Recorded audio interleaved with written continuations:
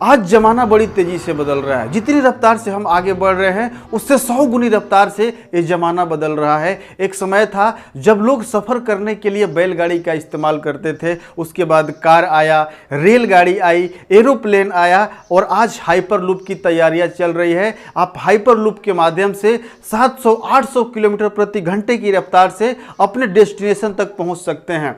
एक समय था जब इंफॉर्मेशन को, सूचना को पहुंचाने के लिए कबूतर का इस्तेमाल किया जाता था, उसके बाद डाकिया आया, उसके बाद टेलीग्राम आया और आज व्हाट्सएप के माध्यम से अपने इंफॉर्मेशन को टेक्स्ट के माध्यम से, ऑडियो के माध्यम से, वीडियो के माध्यम से फ्रिक्शन ऑफ सेकंड में लोगों तक पहुंचा सकते हैं। इस वीडियो में हम बात करने वाले हैं क्यों लोगों को direct selling, network marketing, affiliate marketing करना जरूरी नहीं बल्कि मजबूरी हो जाएगा। ऐसे कौन कौन से कारण हैं? अगर आप नेटवर्क मार्केटिंग कर रहे हैं या करने की सोच रहे हैं या नेटवर्क मार्केटिंग को लेकर के निगेटिव हैं तो इस वीडियो को अंत तक जरूर देखिएगा। यह वीडियो आपका दिमाग खोल देगा। नमस्कार, मैं दीपक सिंह आपका स्वागत करता हूं आज के इस वीडियो में। सबसे पहले बात करते हैं कि क्यों लोगों को direct selling, affiliate marketing, network marketing join करना जरूरी नहीं बल्कि मजबूरी होगा। उसका सबसे पहला कारण है पॉपुलेशन। आज भारत विश्व का नंबर 1 जनसंख्या वाला देश बन चुका है। लगभग 141 करोड़ लोग इस देश में एग्जिस्ट करते हैं। आज हर साल करोड़ों लोग कॉलेज से डिग्रियां लेकर के निकल रहे हैं, लेकिन ऐसी कोई भी कंपनी नहीं है, ऐसी कोई भी इंडस्ट्री नहीं है, ऐसी कोई भी सरकार नहीं है जो इन करोड़ों लोगों को रोजगार दे पाए। दूसरा कारण है टेक्नोलॉजी। आज टेक्नोलॉजी के माध्यम से मासेस का काम रोबोट और ऑटोमेशन के द्वारा खत्म किया जा रहा है और क्लासेस का काम एआई के माध्यम से, एल्गोरिथम के माध्यम से खत्म किया जा रहा है। आइए इसे थोड़ा डिटेल में समझते हैं। सबसे पहले एग्रीकल्चर क्षेत्र की बात करते हैं। एग्रीकल्चर क्षेत्र में पहले क्या होता था? सारा काम किसान करते थे, लोग करते थे, लेकिन आज जुताई से लेकर, बुआई से लेकर, फसल कटाई से लेकर हर काम मशीन के द्वारा किया जा रहा है। तो लोगों का काम कहाँ बचा?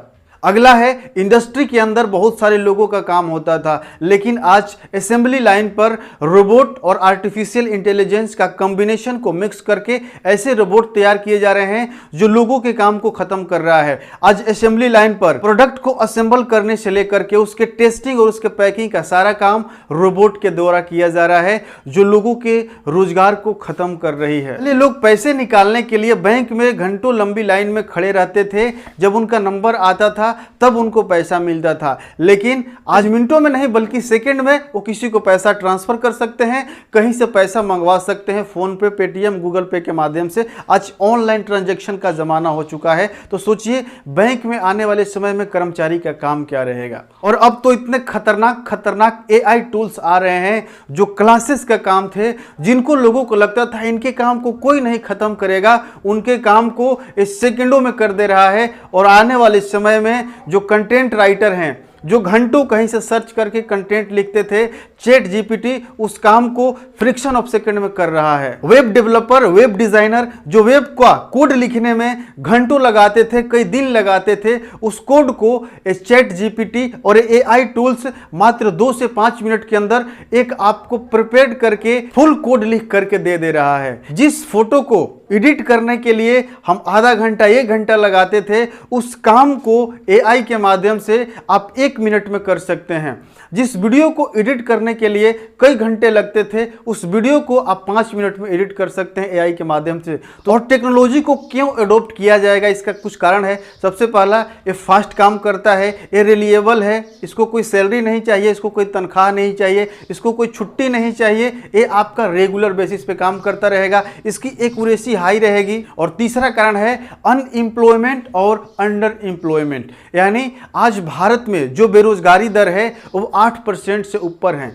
यानी लगभग 11 करोड़ से अधिक लोग हमारे देश में बेरोजगार हैं, जिनको रोजगार की आवश्यकता है। और कुछ लोग ऐसे हैं जो रोजगार तो कर रहे हैं, लेकिन उनको तनख्वाह इतनी कम मिलती है, उनको सैलरी इतनी कम मिलती है, जिससे वो सिर्फ अपना गुजारा कर सकते हैं, कुछ आगे डेवलप नहीं कर सकते हैं। तो भारत की जो मूल समस्या है वो अनएम्प्लॉयमेंट के साथ साथ अंडर एम्प्लॉयमेंट भी है।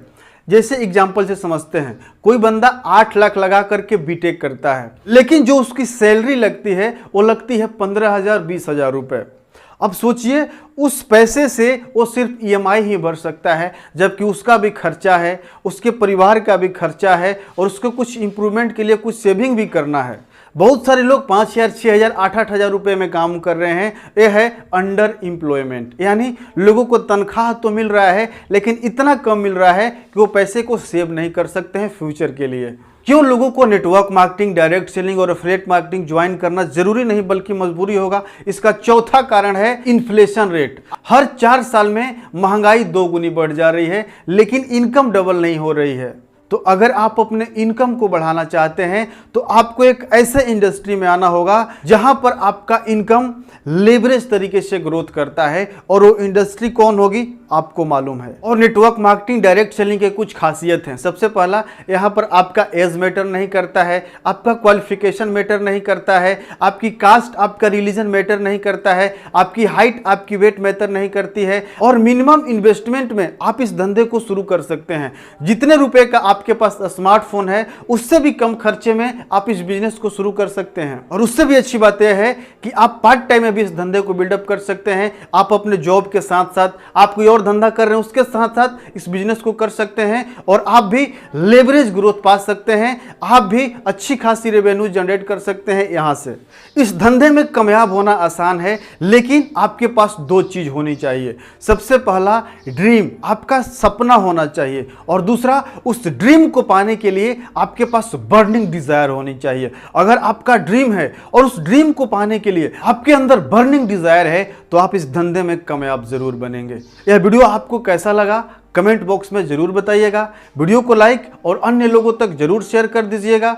मिलते हैं अगले वीडियो में, तब तक के लिए आपका बहुत बहुत धन्यवाद। आपका दिन शुभ हो।